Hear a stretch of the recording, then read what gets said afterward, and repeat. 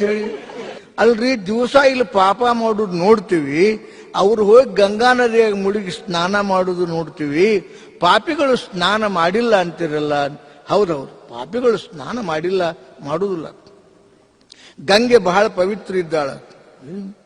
ಹ್ಯಾಂಗ್ರಿ ಅಂತಂದ.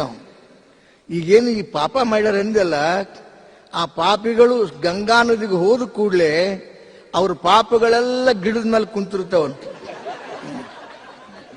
ಇವ ಪುಣ್ಯಾತ್ಮ ಆಗಿ ಹೋಗಿ ಸ್ನಾನ ಮಾಡ್ತಾನಂತೆ. ಸ್ನಾನ ಮಾಡಿ ಬರೋ ಮುಂದೆ ಅವನ ಪಾಪ ಅವನು ಕೂಡ ಹೊಳೆ ಬರ್ತಾವಂತ. ಹಂಗ ಭಕ್ತ ಸಮ್ಮೇಳನಕ್ಕೆ ಬಂದಿರಿ, ನಿಮ್ ಪಿಶಾಚ ಅಲ್ಲೇ ಕುಂತಾವ ಹೊರಗೆ. ತಿರುಗಿ ಮನೆಗೆ ಹೋಗೋ ಮುಂದೆ ಬಂದ್ಯಾ ಅಂತಾವ್ ಸೀದಾ, ಮತ್ತೇನಿಲ್ಲ.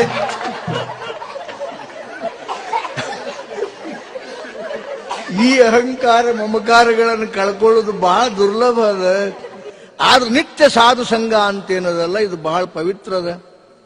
ನಿತ್ಯ ರಾಮಕೃಷ್ಣಾಶ್ರಮಕ್ಕೆ ಬರ್ರಿ, ನಿತ್ಯ ಭಜನೆಯಲ್ಲಿ ಭಾಗವಹಿಸ್ರಿ, ನಿತ್ಯ ಧ್ಯಾನ ಮಾಡ್ರಿ, ನಿತ್ಯ ಯೋಗ ಮಾಡ್ರಿ. ದಿವಸಕ್ಕೂ 1 ತಾಸು ಪ್ರಪಂಚ. ಈ ಡ್ಯೂಟಿ ಮಾಡೋರು ಡ್ಯೂಟಿ ಎಷ್ಟು ತಾಸು ಮಾಡ್ತಾರೆ? 8 ತಾಸು ಮಾಡ್ತಾರೆ.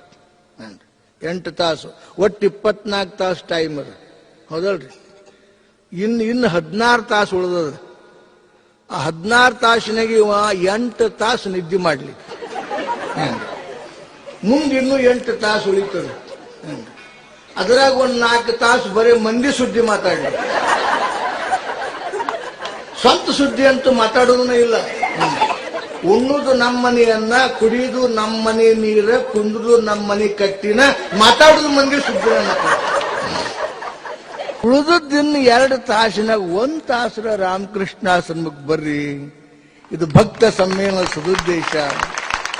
ಇಷ್ಟೆಲ್ಲ ಕಷ್ಟಪಟ್ಟು ಯಾಕೆ ಕೂಡ್ಸ್ಯಾರ ನಮ್ಮನ್ನ ಇಲ್ಲಿ? ಇಷ್ಟೆಲ್ಲ ಕಷ್ಟಪಟ್ಟು ನಮ್ಮನ್ನ ಯಾಕೆ ಕರೆದಾರ ಅಂತಂದ್ರೆ, ಈ ಭಾವ ನಮ್ಮಲ್ಲಿ ಅವಿರತವಾಗಿ ಉಳಿಯಲಿ ಎಂಬುದೇ ಅವ್ರ ಉದ್ದೇಶವಿದೆ. ಈ ಉದ್ದೇಶ ನಿಮ್ಮಿಂದ ಸಫಲ ಆಗಬೇಕಾಗಿದೆ. ಆದ್ದರಿಂದ ಭಕ್ತಿ ಮಾತ್ರವನ್ನು ಮಾಡಲು ಕೇಳಂಗ